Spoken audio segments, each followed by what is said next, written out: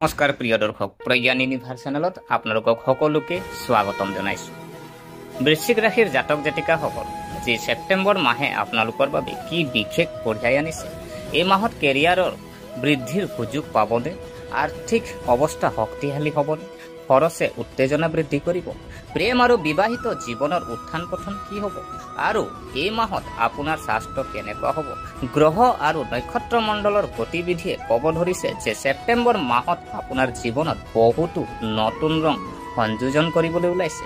গতিকে বৃশ্চিক ৰাশিৰ 2025 চনৰ ছেপ্টেম্বৰ মাহৰ ৰাশিফলৰ বিষয়ে বিতংভাৱে জানো আহকচোন। গতিকে পলম নকৰি আহক ভিডিঅ'ৰ মাজলৈ সোমাই যাওঁ।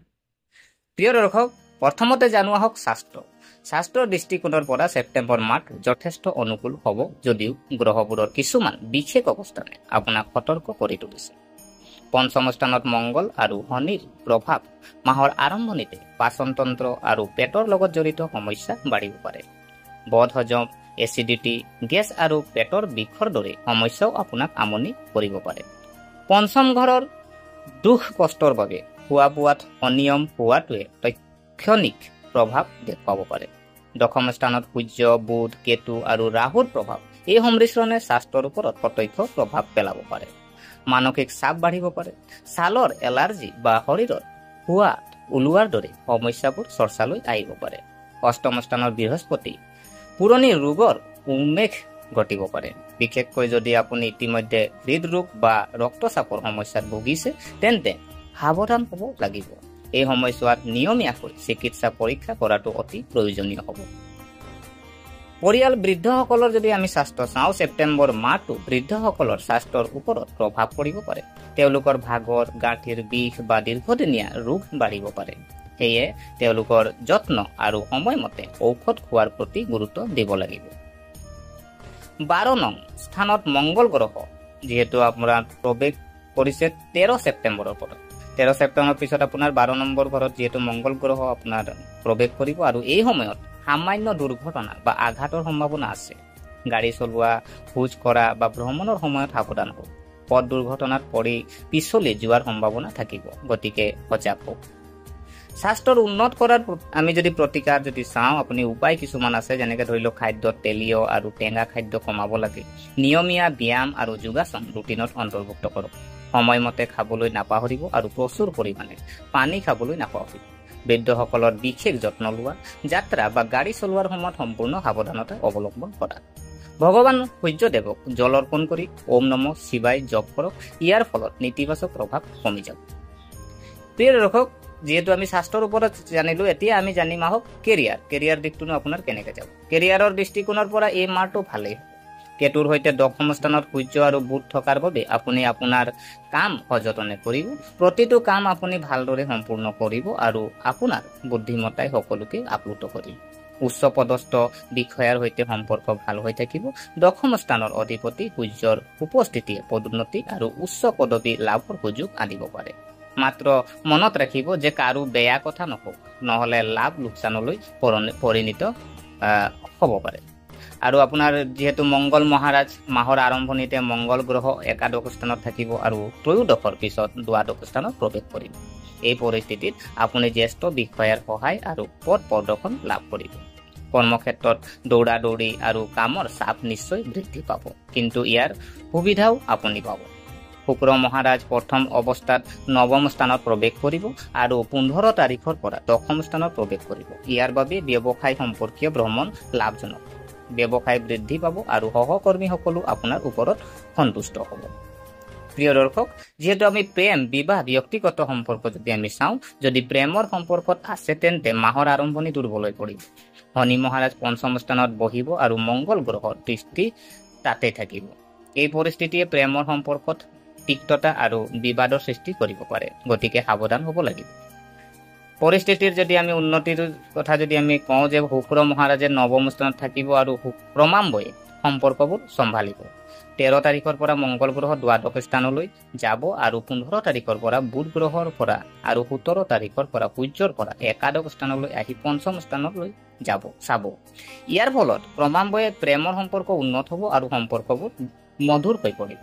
বৈবাহিক সম্পৰ্ক যদি চোৱা হয়, সপ্তম স্থানৰ অধিপতি শুক্ৰ মহাৰাজ নৱম স্থানত থাকিব, যাৰ বাবে বিবাহিত জীৱনত প্ৰেম আৰু সম্প্ৰীতি বৃদ্ধি পাব। পত্নীৰ লগত ভাল সময় কটোৱাৰ লগতে দীঘলীয়া যাত্ৰাৰ সম্ভাৱনা থাকে।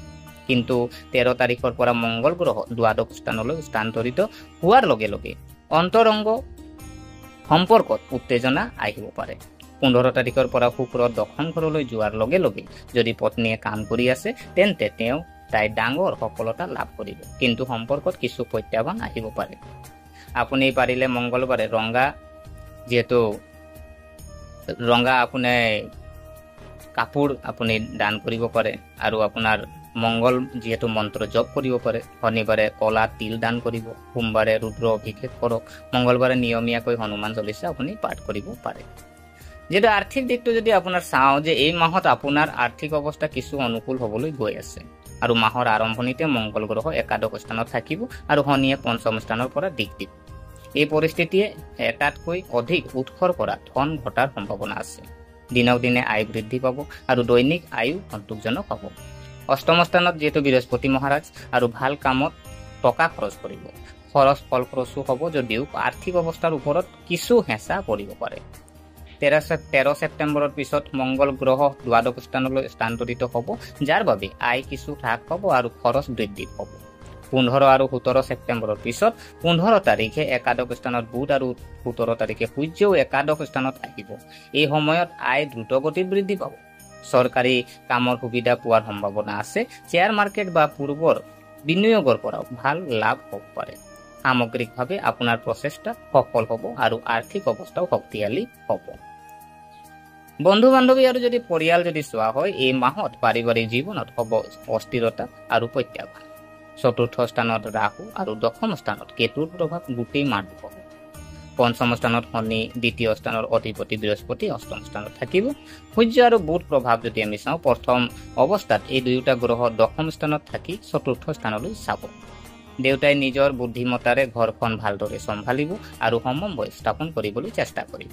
কিন্তু ৰাহু কেতুৰ অৱস্থানে মাজত ভাৰসাম্যহীনতা আৰু পাৰ্থক্যৰ সৃষ্টি কৰিব পাৰে। 15 আৰু 17 ছেপ্টেম্বৰৰ পিছৰ যদি চোৱা হয়, 15 তাৰিখে একাদশ স্থানৰ বুধ আৰু 17 তাৰিখে সূৰ্যও একাদশ স্থানত আহিব। ইয়াৰ দ্বাৰা পৰিয়ালত ভাল খবৰ, কোনোবা এটা অনুষ্ঠান বা শুভ পৰিঘটনা আহিব পাৰে। ঘৰৰ পৰিৱেশ আগতকৈ ভাল আৰু সুখী হৈ পৰিব। শহুৰেকৰ সৈতেও সম্পৰ্ক শক্তিশালী হ'ব আৰু পাৰস্পৰিক সম্পৰ্কত স্বচ্ছতা আৰু বিশ্বাস বৃদ্ধি পাব। এই মাহত আপোনালোকেও আপোনাৰ ভাই ভনীৰ পৰা সমৰ্থন পাই থাকিব পাৰে। 2025 চনৰ ছেপ্টেম্বৰ মাহৰ ৰাশিফল সাধাৰণ যদি আমি ফলাফল যদি চোৱা হয়, ছেপ্টেম্বৰ মাহটো কিছুমান ক্ষেত্ৰত অনুকূল আৰু কিছুমান ক্ষেত্ৰত সতৰ্ক বুলি প্ৰমাণিত হ'ব পাৰে বৃশ্চিক ৰাশিৰ জাতক জাতিকাৰ বাবে। গ্ৰহ অৱস্থানৰ আমি আৰম্ভণিৰ যদি আমি চাওঁ, ৰাহু চতুৰ্থ স্থানত থাকিব, দশম স্থানত কেতু থাকিব, পঞ্চম স্থানত শনি, অষ্টম স্থানত বৃহস্পতি, দশম স্থানত কেতুৰ লগত থাকিব সূৰ্য আৰু বুধ। মংগল গ্ৰহ একাদশ স্থানত আৰু শুক্ৰ নৱম স্থানত থাকিব। কেৰিয়াৰ আৰু ব্যৱসায় যদি আমি যিহেতু গম পালো যে কৰ্মক্ষেত্ৰত আপোনাৰ বুদ্ধিমত্তা আৰু দক্ষতাৰ সকলোৰে আস্থা লাভ কৰিব। নিয়োজিত জাতক জাতিকাৰ স্থিতি শক্তিশালী হ'ব। মাহৰ আৰম্ভণিতে উচ্চ পদস্থ বিষয়াৰ সৈতে সুসম্পৰ্ক বজাই ৰখা হ'ব। পিছৰ অৰ্ধত সম্পৰ্কৰ অৱনতি ঘটাৰ সম্ভাৱনা আছে, গতিকে সংযম আৰু ধৈৰ্য বজাই ৰখাটো গুৰুত্বপূৰ্ণ হ'ব। ব্যৱসায়িক ভ্ৰমণ ব্যৱসায় কৰা জাতক জাতিকাসকলৰ বাবে উপকাৰী বুলি প্ৰমাণিত হ'ব। প্ৰেম আৰু বিবাহৰ যিহেতু আমি আলোচনা কৰিলো যে প্ৰেম সম্পৰ্কত প্ৰথমতে পাৰ্থক্য আৰু উত্তেজনা থাকিব পাৰে, কিন্তু লাহে লাহে পৰিস্থিতিৰ উন্নতি হ'ব আৰু সম্পৰ্ক গভীৰ আৰু মজবুত হৈ পৰিব। বৈবাহিক সম্পৰ্কত প্ৰেম আৰু ৰোমাঞ্চ থাকিব। আপুনি আপোনাৰ পত্নীৰ সৈতে সুখৰ সময় কটাবলৈ সুযোগ পাব। শিক্ষাৰ আমি দিশটো যিহেতু আমি আলোচনা কৰিলো যে এই মাহত ছাত্ৰ ছাত্ৰীসকলে কঠিন প্ৰত্যাহ্বানৰ সন্মুখীন হ'বলগীয়া হ'ব পাৰে। বিশেষকৈ আপুনি কঠোৰ পৰিশ্ৰম কৰিব লাগিব। কাৰিকৰী ক্ষেত্ৰত ছাত্ৰ ছাত্ৰীসকলে বিশেষ সুবিধা বা অগ্ৰগতিৰ সুযোগ লাভ কৰিব। আৰু বিদেশী যুগ যিহেতু আমি চাওঁ, ছেপ্টেম্বৰৰ শেষৰ ফালে বিদেশ ভ্ৰমণৰ সম্ভাৱনা প্ৰবল হৈ উঠিব পাৰে। দীৰ্ঘদিন ধৰি চেষ্টা কৰি থকা জাতক জাতিকাসকলে ইতিবাচক লক্ষণ দেখা দিব পাৰে। আৰু প্ৰথমতে আমি যিহেতু স্বাস্থ্যৰ ওপৰত আলোচনা কৰিলো, এই মাহত উত্থান পতনেৰে ভৰি পৰিব স্বাস্থ্য। কেতিয়াবা শক্তিৰে ভৰি পৰিব, কেতিয়াবা ভাগৰ আৰু সৰু সৰু বেমাৰ আমনি কৰিব পাৰে। খাদ্য আৰু দৈনন্দিন কাম কাজৰ প্ৰতি গুৰুত্ব দিয়াটো গুৰুত্বপূৰ্ণ। গতিকে প্ৰিয় দৰ্শক এয়া আছিলে যেহেতু সেপ্টেম্বৰ মাহৰ আজি আপোনাৰ বৃশ্চিক ৰাশিৰ ফলাফল গতিকে আশা কৰিছো আপোনালোকে ভিডিঅ'টো চাই ভাল পালে যদি এই ভিডিঅ'য়ে আপোনাক কিঞ্চিত মানুহ লাভান্বিত কৰিছে তেনেহলে লাইক কৰিব কমেন্ট কৰিব শ্বেয়াৰ কৰিব আৰু আমাৰ চেনেলটো যদিহে সাবস্ক্ৰাইব কৰা নাই অনুগ্ৰহ কৰি এনে ভিডিঅ' পাবৰ কাৰণে চেনেলটো সাবস্ক্ৰাইব কৰি ৰাখিব গতিকে আজিলৈ বিদায় মাগিলো ধন্যবাদ